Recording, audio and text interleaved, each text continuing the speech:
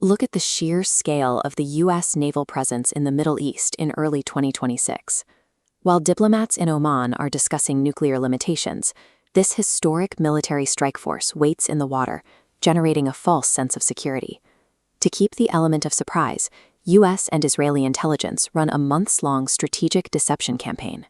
They intentionally leak false aircraft deployment schedules and manipulate their own base activity during satellite passovers, so warplanes look unarmed.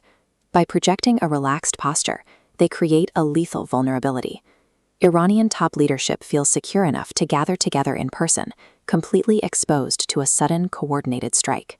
On the morning of February 28th, right in the middle of those ongoing diplomatic talks, that strike arrives. The U.S. and Israel launch Operation Epic Fury, timing a massive aerial assault perfectly to catch those leaders during their routine daytime meetings.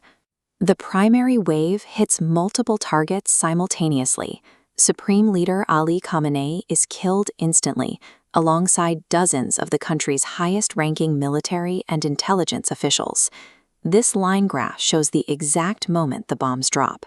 It tracks a 99% drop in Iranian internet connectivity.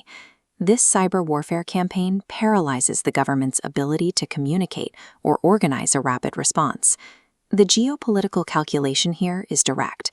By removing the head of the state, the attackers expect a regime to immediately collapse. The military planners assumed a decapitation strike would end the threat cleanly. Instead, tearing open a power vacuum ignited the entire region. The Iranian state survives the initial shock. Within hours, surviving officials form an interim leadership council and trigger a massive pre-planned counteroffensive called Operation True Promise 4. Retaliation comes in the form of hundreds of autonomous drones and ballistic missiles. They launch simultaneously, targeting Israel directly, as well as U.S. military bases scattered across neighboring Gulf Arab states. The conflict immediately bleeds outward. A network of allied proxy armies activates. Hezbollah enters a full-scale war across the Lebanese border, and the Houthis in Yemen begin striking from the south. Within days, conventional warfare reaches intensity levels not seen in decades. An American submarine sinks an enemy warship in active combat for the first time since World War II, and advanced fighter jets engage in active air-to-air dogfights. Taking out the top leadership did not neutralize the Iranian military apparatus, it decentralized it, waking up a dormant, region-wide ring of hostile armies. Realizing they are outmatched in the sky, Iranian forces weaponize their geography. This animated map illustrates the 21-mile-wide Strait of Hormuz, where global shipping lanes are now actively blocked by Iranian naval vessels. When we pull back, the scale of the crisis becomes clear. 20% of the world's entire oil and natural gas supply is forced through this specific, narrow corridor. Now it comes to a complete halt. The ripple effect hits the global economy within hours. Supply chains fracture, international shipping lines freeze, and the price of oil skyrockets to over $139 a barrel. The U.S. military responds by abandoning standard rules of engagement.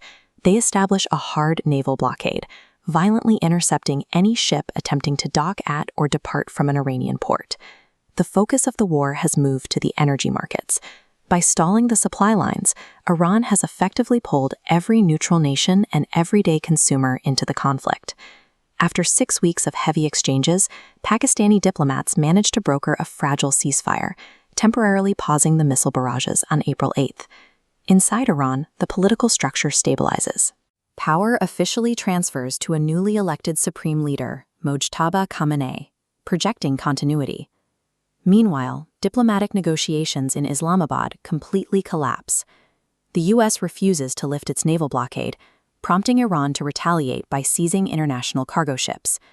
The ceasefire is an illusion. The heaviest bombs have stopped falling, but the two sides have locked into an economic Cold War that keeps global energy markets entirely paralyzed. The physical toll of the 6-week escalation is devastating. Thousands are dead across multiple nations, and irreplaceable cultural heritage sites are reduced to ash. This satellite imagery shows the scale of the fortified Iranian infrastructure that survived the bombardment. Despite the pressure, the Iranian military and state apparatus survived intact and successfully weaponized global trade. The 2026 war showed that decapitation failed to stop the military machine. Even with its top leadership gone, the state's apparatus continued to function and retaliate.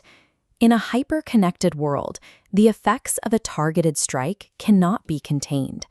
A single attack in Tehran can now end up paralyzing global trade within weeks.